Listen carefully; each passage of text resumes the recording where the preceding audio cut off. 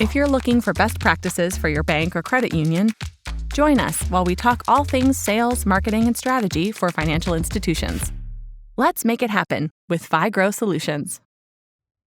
Hi there, I'm Meredith Olmsted, CEO and founder of FiGrow Solutions, and I am here with a guest speaker who's joining me. Stephanie Chadwick is the CEO and CEO and COO of Edge, out in Portland. Stephanie, tell us a little bit about your agency and what you do for banks and credit unions. Hi, everybody. Stephanie with Edge. Our company has been around for 22 years, and we've served credit unions and financial institutions since 2008. And so we've been on the forefront of doing a lot of different things for the first time, whether it was social media, responsive website design, mobile apps, video projects, different things like that, multicultural marketing, lots of different avenues that we've kind of thrown ourselves into with financial institutions for the first time, and then became pretty good at it. So we're still doing it today. Awesome. Well, so Stephanie and I have connected. I'm in Pittsburgh. She's out in Oregon. And we were having this really interesting conversation just now about multicultural marketing and how both of our experiences working with banks and credit unions over the last couple of years and really seeing the push and the need for reaching some of these growing new populations in lots of markets all over the country. And so I was like, Stephanie, let's hit record. Let's share this with our audience, because I think there's a lot of takeaways here for marketers and really executives and even CEOs at banks and credit unions, because this kind of an endeavor, these kinds of approaches have to come from the top all the way down to the bottom, and they have to be done right. I mean, that was like the big takeaway that I think she and I were kind of getting to. That's not easy. So it's not quick. It's not going to be a quick fix. So tell me something, Stephanie. When we're talking about wanting to put out like digital assets, content, websites, landing pages, emails to new populations, potentially populations that are not even English speaking as the first language. So maybe Spanish speaking populations, for example, because we know there's a big population of Spanish speakers growing in the United States right now. What is it that you're seeing like around websites? I know you said something that was really, really cool to me. You said, don't translate your content, transcreate your content and the digital experience for these populations in this kind of a campaign or an approach for banks and credit unions. So unpack that for me. Tell me what you mean by that. Absolutely. So when we think about translating, you think about just taking a script or taking a landing page and just pushing a button and going, okay, now it's in Spanish. But it is so much more than that. Really, using the word transcreate means you are creating it again in a new way that really fits the culture and the audience while getting the same message across. It's not going to be word for word the same. So when I talk about writing a script for a Spanish speaking audience, which you would look at me and you go, why are you writing this script? I'm an empathetic marketer. I put myself in those shoes, but then I also reach out to the experts and I say, is this right? And so I wrote a script called La Familia, and I was talking about culture and food and family in the script. When I talked with our Spanish speaking partners about it and they talked to me about transcreating it, they use the word culture and they go foods, colors, flavors. That is how they got that feel across in the script. And it was a really beautiful thing. And I think one of the things to remember too, when you're thinking about using a different language, is some languages take more than one word to replace another word. So in Spanish and English, I mean, I only took 3 years of Spanish in high school. So I mean, I can ask, where's a beer? Can I get another beer? And where's the bathroom? Those are the two things I know how to say in Spanish now. And probably some really bad cuss words or something. But so when you're talking about Spanish and English, it could take 3 words to replace an English word and get the same actual word. But to get those feelings, you have to leave breathing room in that space. So transcreating it's looking at the whole cultural feel, not just the words or not just a picture. Gotcha. There's a lot of detail there. Yeah. A lot of nuance.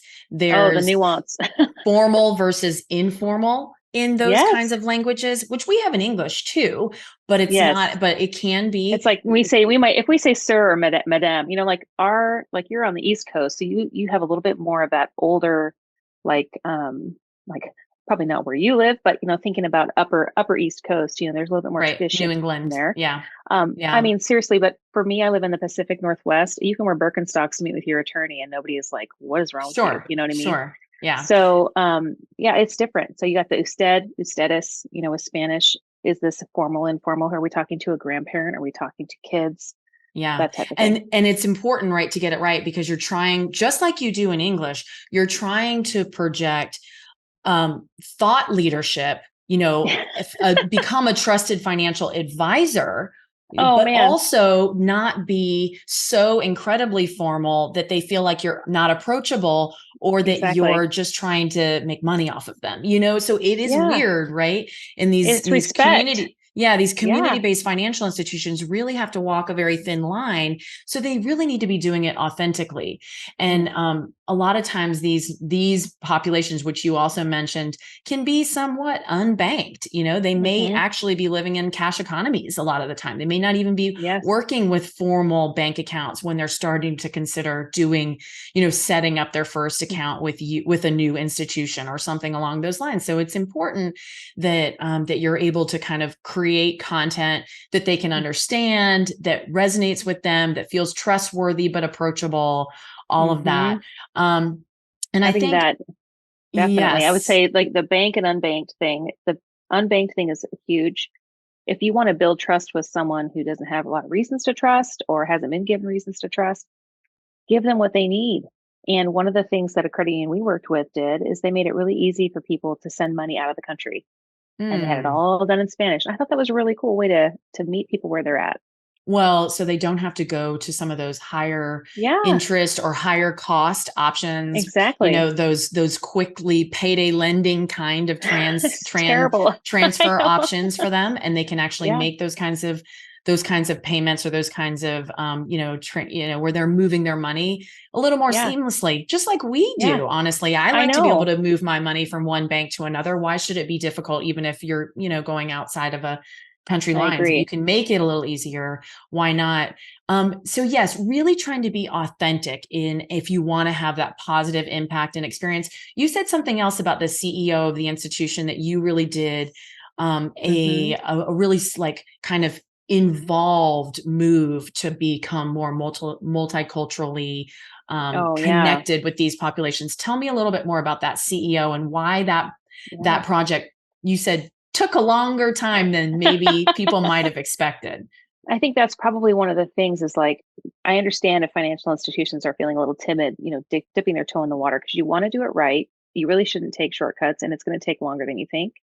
And so with this CEO specifically, his wife is from Mexico. His mother or grandparent is from um, Spain. He speaks fluent Spanish. He looked at the big picture and saw this is what this is going to take. One of the cool things that this credit union did is they received a designation called Huevos Anzamos, which means together we stand. They're the second credit union in the state of Oregon to actually, get this designation. And it means, hey, we are taking this very seriously. They put a Spanish speaker on the board. They have held a huge parties, with the group. They've sponsored the baseball team that is in Spanish. They've done these things. They've made sure that the website is translated, but not just translated, transcreated. They are Mm-hmm. doing creative in two different languages. But most importantly, before they started doing any of that, they made sure that they could support Spanish speaking people in the branch over the phone, on chat, whatever those things needed to be, because they knew if they put it out there, but then they couldn't actually help the people, what was the point? Yeah. So that's one of the greatest things I think they've done is they have a lot of Spanish speaking people on their staff throughout the whole institution. That is such music to my ears. And this is how you and I got on this conversation, because I was sharing with you an experience that I had talking with somebody a few weeks ago who was asking me about possibilities of being able to implement a live chat option with some kind of automatic translate feature that did not require any kind of other language speaker at the other end of the chat.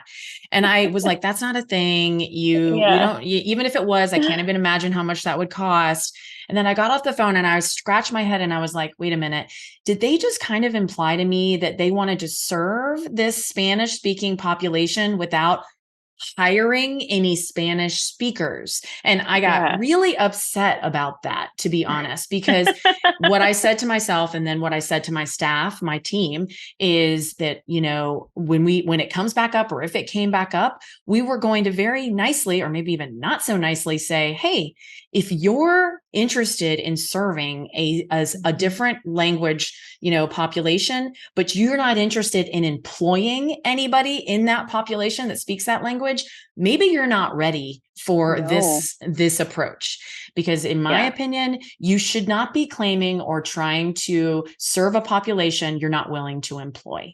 And that is just, it's kind of offensive. So I think it's really, really important to make sure that from an authenticity standpoint, if you want to be pushing out into a new population, into a new area, into a new, language, new population of people who are speaking a different language, you have to bring those people in. You have to make them a part of your organization, authentically welcome them, hire them, and have them help you be real with those populations that you want to serve.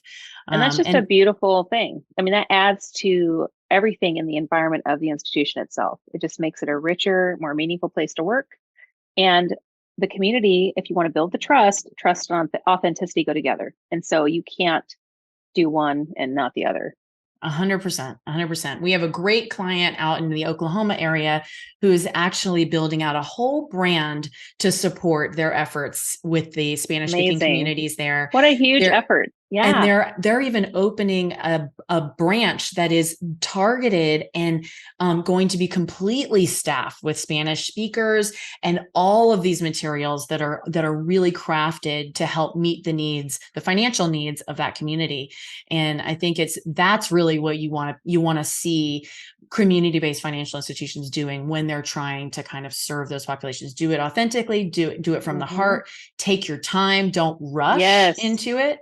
And make sure that the meaning is there and that you're meeting people where they are. So awesome conversation. I love what you all are doing out in Portland with multicultural marketing and with, credit unions and banks out there in general. Hopefully, Stephanie, maybe we can have another conversation like this in the future. So thank you so much for your time. This is super useful. And if you all want to learn more about marketing and sales for banks and credit unions, please visit us at figrow.com. We have lots of other great resources there, podcasts, blogs, case studies, all those things. But in the meantime, let's just all get out there and make it happen.